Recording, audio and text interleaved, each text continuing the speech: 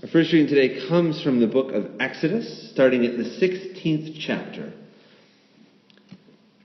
The whole congregation of the Israelites set out from Elim, and Israel came to the wilderness of Sin, which is between Elim and Sinai, on the 15th day of the second month after they had departed from the land of Egypt. The whole congregation complained against Moses and Aaron in the wilderness. The Israelites said to them, "If only we had died by the hand of the Lord in the land of Egypt, when we sat by the flesh pots and ate our fill of bread. You have brought us out into this wilderness to kill the whole assembly with hunger." Then the Lord said to Moses, "I am going to rain bread from heaven for you, and each day the people shall go out and gather enough for that day. In that way I will test them, and whether they will follow my instruction or not. On the sixth day, when they prepare what they bring in, it will be twice as much as they gather on the other days." So Moses and Aaron said to all the Israelites, "In the evening you shall know that it was the Lord who brought you out of the land of Egypt. And in the morning you shall see the glory of the Lord, because he has heard your complaining against the Lord. For what are we that you complain against us?" And Moses said, "When the Lord gives you meat to eat in the evening and your fill of bread in the morning, because the Lord has heard you complaining that you utter against him, what are we? Your complaining is not against us, but it is against the Lord." Then Moses said to Aaron, "Say to the whole congregation of the Israelites, 'Draw near to the Lord, for he has heard your complaining.'" And as Aaron spoke to the whole congregation of the Israelites, they looked toward the wilderness, and the glory of the Lord appeared in the cloud. The Lord spoke to Moses and said, "I have heard the complaining of the Israelites. Say to them, 'At twilight you shall eat meat. In the morning you shall have your fill of bread, and then you shall know that I am the Lord your God.'" In the evening, quails came up and covered the camp, and in the morning there was a layer of dew around the camp. When the layer of dew lifted, there was on the surface of the wilderness a fine, flaky substance, fine as frost on the ground. When the Israelites saw it, they said to one another, "What is it?" For they did not know what it was. Moses said to them, "It is the bread that the Lord has given you to eat. This is what the Lord has commanded. Gather as much of it as each of you needs, an omer to a person according to the number of persons, all providing for those in their own tents." The Israelites did so, some gathering more, some less. Second reading comes from the book of Matthew, the 4th chapter, the first 11 verses. This immediately follows Jesus' baptism. Then Jesus was led up by the Spirit into the wilderness to be tempted by the devil. He fasted 40 days and 40 nights, and afterwards he was famished. The tempter came to him and said, "If you are the Son of God, command these stones to become loaves of bread." But he answered, "It is written, 'One does not live by bread alone, but by every word that comes from the mouth of God.'" Then the devil took him to the holy city and placed him on the pinnacle of the temple, saying, "If you are the Son of God, throw yourself down, for it is written, 'He will command his angels concerning you, and on their hands they will bear you up, so that you will not dash your foot against a stone.'" Jesus said to them, "Again it is written, 'Do not put the Lord your God to the test.'" Again the devil took him to a very high mountain, showed him all the kingdoms of the world in their splendor. And he said to them, "All these I will give you, if you will fall down and worship me." Jesus said to him, Away with you, Satan, for it is written, 'Worship the Lord your God, and serve him only.'" Then the devil left him, and suddenly angels came and waited on him.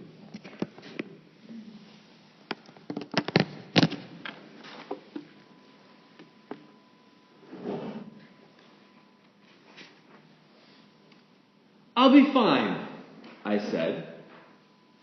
It was January. I was in Arizona, and I wanted to go for a run. My father-in-law cautioned me against it. He's the one who lives in Arizona.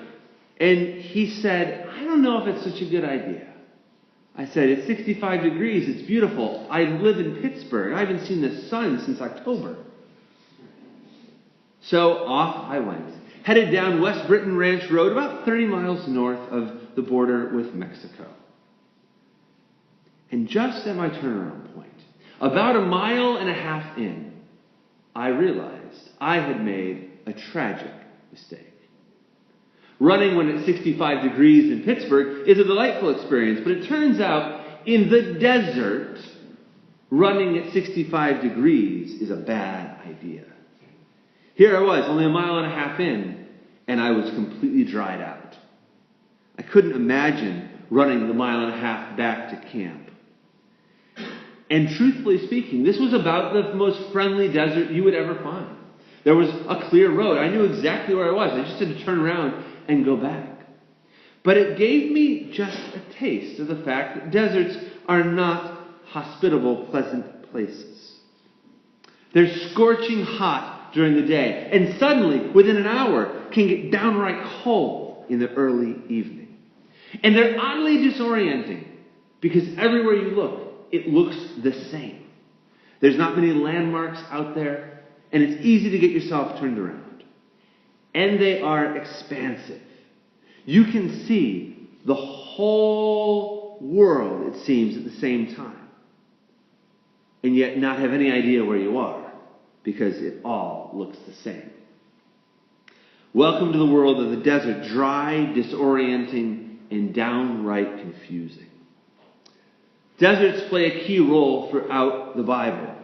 And in fact, both our stories today talk about the wilderness or the desert experience. In the first text, we find the people of Israel newly freed from Egypt.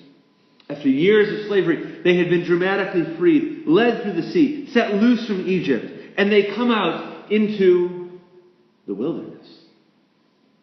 Imagine that. Imagine that, if you will, for a moment. For years, they had been hearing of God's powerful hand of deliverance in their lives, the new opportunities, the promised land to which God would lead them. God acts miraculously. They come out and find themselves in the desert wilderness. And they do exactly what you might expect people would do. They whine. Now, we can be harsh. We can judge them. They had just seen God's deliverance in their lives. But think about it. Great expectations followed by disappointment leads to grumbling and complaining. Frankly, that sounds like a very human reaction to me. And yet what we find about the desert, and what we find about the desert in Scripture, is deserts are never an accident. God never leads people into the desert as a mistake, but does so intentionally. Oh, but desert seasons in our lives are easy to resist, aren't they? They were for the Israelites. Throughout the rest of their history before entering the Promised Land, we find that they went back and forth between two extremes. One, let's go back to Egypt. At least we had meat. And the other, let's hurry up and get this over with. And that temptation, I think, is so real in our own lives. When God moves us towards something new, when we hear an inclination of a new direction, our first, at least my first, instinct is to resist. When I told you my story, I shared with you two critical things. The first time that God spoke to me and said, I'm calling you to ministry, I told the voice through whom he spoke that he was crazy. When the person approached me about the position I'm now in, I told them no, and didn't even think about it for another week. You see, we know that when God moves us in a new direction, it means moving into the unfamiliar. And some people, perhaps you all, are really comfortable with the unfamiliar in life. But I'm not. And if you're anything like me, you really don't like the unfamiliar. Some people in life, I've learned, are journey people. Like my father-in-law. His travel philosophy, I kid you not, is, well, let's just get in the car, we'll drive for a while, and we'll find a hotel along the way. I cannot tell you the amount of anxiety that wells up in my soul even saying that sentence. I love to plan trips. I plan them impeccably. When we pick our destination, within 24 hours, the plane tickets are booked, the rental car is ready, and the hotel is locked in. Even though I firmly believe in electronic everything, electronic boarding passes in the works, I still print out every confirmation just to be sure, put it in a folder, and put it in my bag, in its own folder, not with anything else, lest I lose the other folder. I still have my travel confirmations. I love to travel. Actually, that's a lie. I love to go places. I don't like to travel. Some of you are journey people. My wife's a journey person. She loves the journey. God bless your pea-picking little hearts. I am a destination person. Get me where I'm going, and I am happy to get there. I love the status quo. I love predictability. Again, maybe some of you are like this. I have friends who, after 3 years in one job, get antsy and want to start looking. I didn't even like my job until I'd been there for 3 years and had a sense of what it was. In my current job, I've only been there 8 months. I'm a mess. I can't wait to be there at least a year, so at least I've been through everything once. I don't like change. I don't like transition. I don't like any of that. And I don't like it when God moves me in a new direction. There, I said it. That's my confession for the morning. But here's what I want to say. There's a certain sense of irony that God has called this guy, who grew up with a speech impediment, that had me in speech therapy when I was a kid. There's a certain amount of irony that God called this guy, who has a physics degree and a computer science degree, that God called this guy who likes stability into a position where a huge part of my job is to work with people in the middle of change. There's a huge irony in that. But let me just say this. I will be the last person to ever judge anyone who does not like change. As for you and your congregation, I say, welcome to the desert. Pastoral transitions are always a desert experience for congregations. No matter how healthy the congregation, no matter how healthy the pastor, the relationship between pastor and church is unique and special, and might I even say, sacred. And for any congregation, the change in pastor leads to a period of uncertainty and transition. But you all have had Wayne. And you all have had Wayne for the last 40 years. So let me give you this caution. As you enter into this season of transition, there will be temptations, two specifically. The first will be to look to the past, to make them the glory days. Remember when Wayne was here. Remember, the Israelites wanted to go back to Egypt too. The past is never as wonderful as we thought it was, and it's never as bad as it seemed. We simply idealize the past so we can cope with our present. And the other temptation will be to rush into the future. Let's hurry up and just get through this season of transition. And yet, if you do, hear me out as a self-proclaimed transition hater, you will miss out. The desert seasons in our lives, in the lives of our churches, have value.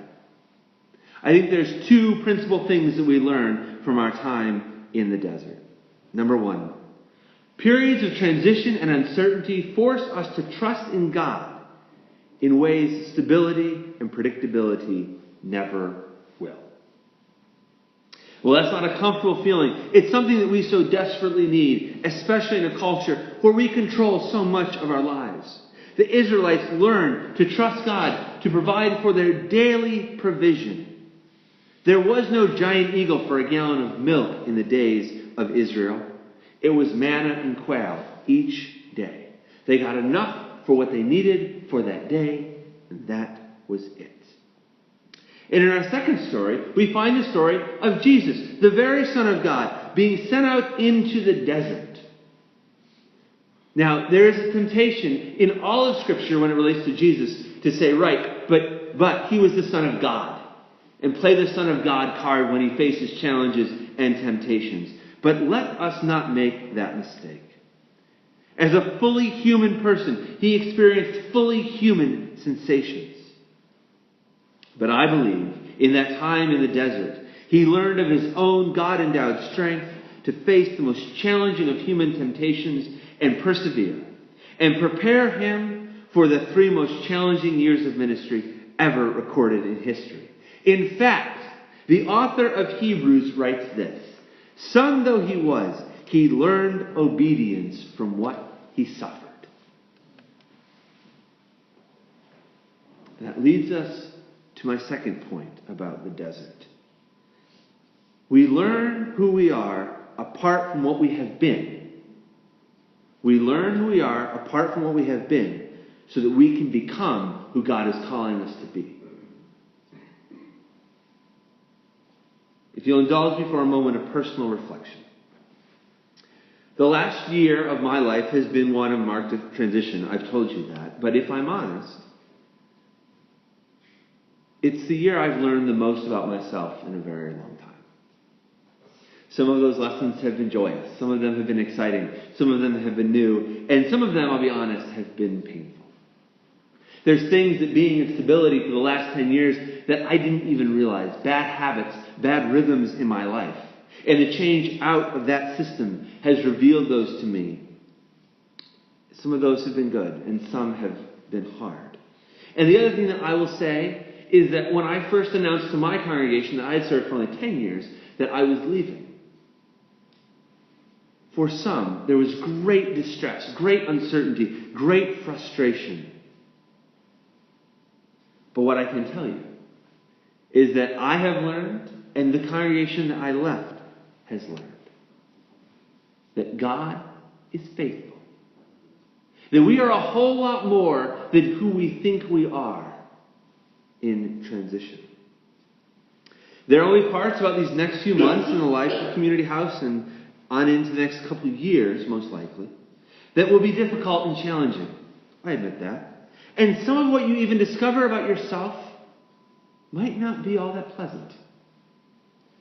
But done right, church transitions are like desert experiences. They teach us to rely on God's faithfulness, and they give us a chance to learn more about who we are as individuals called together to be the church. And while desert experiences aren't necessarily pleasant, if you think about it, in life, some of the most important and blessed things we do aren't necessarily pleasant. Ask this to anyone who has ever given birth to a child. I only witnessed one of my 2 children being born. That's a story for another time. But I remember thinking to myself, why would you ever do this again? And yet, there's something beautiful about the experience of giving birth. What comes, new life, comes out of difficulty and pain. There's one last point I want to make, and this is where I'm going to push you a little, although this crowd probably not so much. There's this word in the Exodus reading that I just get a little uncomfortable with. It's when God says, I'm going to take them into the wilderness and test them. Ooh, that makes me uncomfortable. So let me say this. If you hear that word test and you think of a test like you're used to having a test, that's not what is implied at all. I want to take that word test and say challenge is the word instead. Here's the thing. If you think about God testing or tempting us, it's actually kind of silly on the one hand. It's like me saying to my 2 children, I'll love you if you do well on your spelling test. That's ridiculous. No parent would ever say that. At least no good parent would ever say that, especially about spelling. Math or physics maybe, but not spelling, certainly. But it's still absurd, right? It's absolutely absurd. But here's the difference. Well, I will never test or tempt my children. I will challenge them. I will let them endure things and go places and face things that are emotionally, physically, and spiritually challenging.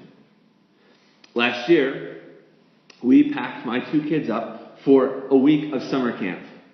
They went to Crestfield, a place I know very well, a place my wife knows very well. And my daughter was not pleased. She had just finished 1st grade, And she did not think, and I quote, that an overnight camp was appropriate for someone of her age. True story. I know I'm in trouble when she's 14, okay? You can spare me that. She was not happy. My son was thrilled. My daughter was not happy. Again, it was not appropriate. But she still went. Because she needed the challenge. She needed the challenge of going away. She needed the challenge of being away from us. She needed to learn that she could do it on her own.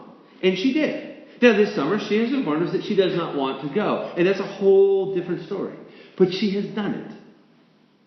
She has done it. As somebody who spent a long time in youth ministry, I am really familiar with the phenomena of helicopter parenting. And I can tell you flat out that helicopter parenting is damaging to the parent and to the child. The kids who I worked with who had helicopter parents were anxiety-induced wrecks. But sometimes, it seems like we want a helicopter God.